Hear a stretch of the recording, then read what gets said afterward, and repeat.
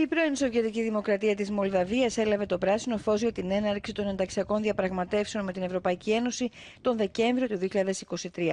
Εκτός από τα εμπόδια που αντιμετωπίζουν όλες οι χώρες οι οποίες επιδιώκουν να ενταχθούν στην ευρωπαϊκή οικογένεια και έχουν να κάνουν με τις μεταρρυθμίσεις που πρέπει να υλοποιηθούν με στόχο το ευρωπαϊκό κεκτημένο, η Μολδαβία έχει και κάποια πρόσθετα εμπόδια. Η Μόσχα συνεχίζει να διατηρεί σημαντική επιρροή στη Μολδαβία. Για παράδειγμα, τα ρουμανικά είναι η επίσημη γλώσσα της χώρας. Ωστόσο, τα ρωσικά χρησιμοποιούνται ευρέως και τα ρωσικά κρατικά μέσα μαζικής ενημέρωσης παίζουν κρίσιμο ρόλο στη διαμόρφωση της κοινής γνώμης. Για τα βήματα που κάνει το προς τις Βρυξέλλες μίλησε στο Euronews η Ρόντικα Κρούντου, υφυπουργός Ευρωπαϊκής Ενωσης της Μολδαβίας. Hello and thank you for joining us here in Euronews. Your country is finally in the European path. Tell us first of all, how do the people in your country feel about that? First of all, I would like to thank you for your kind invitation. For the Republic of Moldova, the decision of the European Council to open the accession talks for our country means that we have a clear perspective where we are heading to, a clear path towards ensuring a more secure, a more prosperous future for our citizens, towards a better governance based on consolidated democratic institutions and rule of law. But it's also a clear signal that we are on the right track with our reform agenda to build a modern European state. And basically we see the UAKI as an excellent blueprint to a roadmap, if you like, guiding us towards achieving this goal. And yes, when we look at the perception of the population, the latest opinion polls show that majority of the Moldovans are supportive of our European path. Of course, we are aware that some reforms may incur short-term costs, especially for businesses in the sectors where we still need to adopt EU standards. Yet, what I want to say is that the message that we are conveying is to see such costs as an investment in the future, which significantly will outweigh the temporary inconveniences. Do you think that the invasion of Russia in Ukraine created a geostrategical window for the enlargement right now for Western Balkans and Moldova and Ukraine? Indeed, yes, we do believe that this created a room of opportunity we simply cannot miss, and this is the historical moment we can benefit of. But also we are aware that this is going to be a merit-based process, so we shall continue with our reform agenda to make sure that we do align our legislation to the UAKI, we do prepare our country and our market and our citizens to benefit of the single market and union.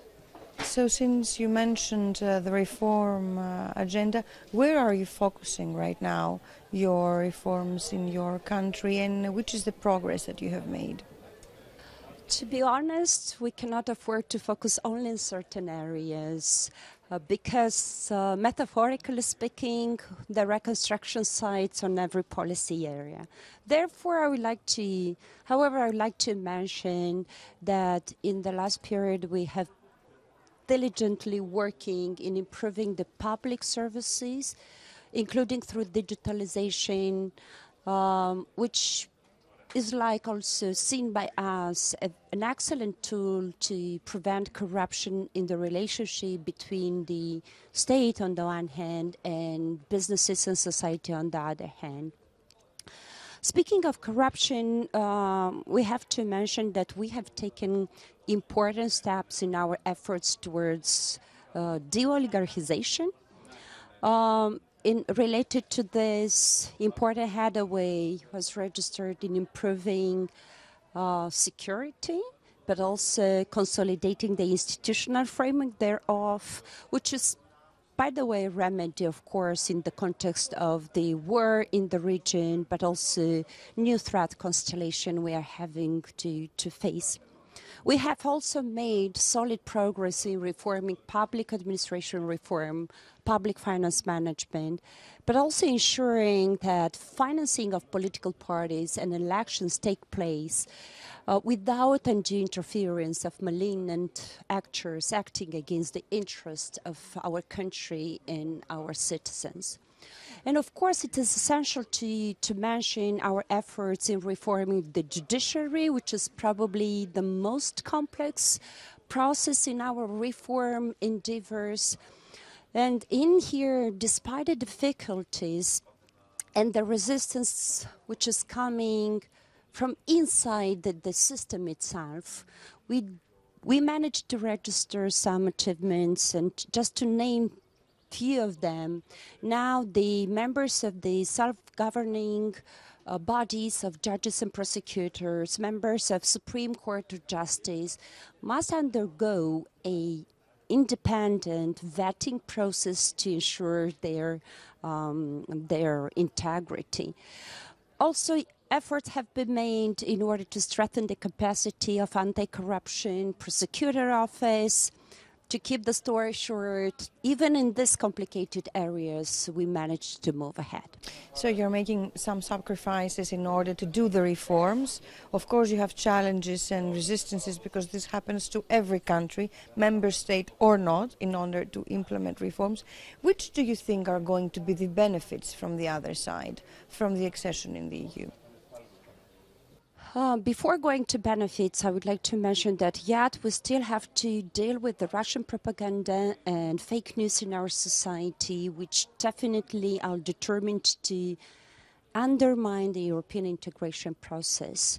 But we are determined to engage these constituencies and to dispel the false myths about the EU, and instead talking to our citizens about what they stand to gain by in the future when they will be EU citizens.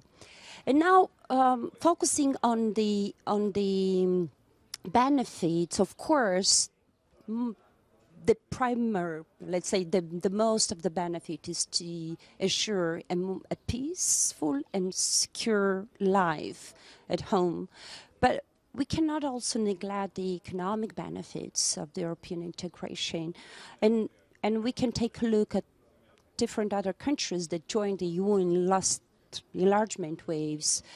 All the countries managed afterwards to attract more investment, to create more job places, to diversify the economy, to build infrastructure, to build better roads, to increase the quality of education, to improve the quality of healthcare services, which at the end of the day means a better quality of life for our citizens. And I think that's crucial for making our citizens to understand this. All the efforts that are undertaken now by the government is for them, for their benefits, for a better life in the future. Thank you very much for this discussion.